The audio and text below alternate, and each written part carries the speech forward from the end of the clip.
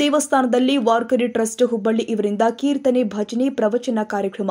ವಿಜಯನಗರ ಜಿಲ್ಲೆ ಕೊಟ್ಟೂರು ಪಟ್ಟಣದ ಪಾಂಡುರಂಗ ದೇವಸ್ಥಾನದಲ್ಲಿ 32ನೇ ವರ್ಷದ ದಿಂಡಿ ಉತ್ಸವದ ಅಂಗವಾಗಿ ಸೋಮವಾರ ರಾತ್ರಿ ಪೋತಿ ಸ್ಥಾಪನೆ.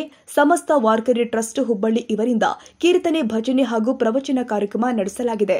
ಈ ಸಂದರ್ಭದಲ್ಲಿ ಅಧ್ಯಕ್ಷರು ಆದ ಪಿಸಿ ಪ್ರಭುದೇವ್, ಉಪಾಧ್ಯಕ್ಷರು ಆದ ಡೋಂಗ್ರೆ ವಿಜಯಕುಮಾರ್, ಕಾರ್ಯದರ್ಶಿ ವಾಸುದೇವ್, ಮಾಜಿ ಪಟ್ಟಣ ಪಂಚಾಯಿತಿ ಅಧ್ಯಕ್ಷರು ಎಚ್ಆರ್ ಕೊಟ್ರೇಶ್, ಸುಲಕೆ ಸುರೇಶ್ ರಾವ್, ಲೋಕಲ್ ರಮೇಶ್ ರಾವ್ ಹಾಗೂ ಸಮಸ್ತ ಬಾವುಸರ್ ಕ್ಷತ್ರಿಯ ಸಮಾಜದ ಸದಸ್ಯರು, ಭಕ್ತರು ಉಪಸ್ಥಿತರಿದ್ದರು.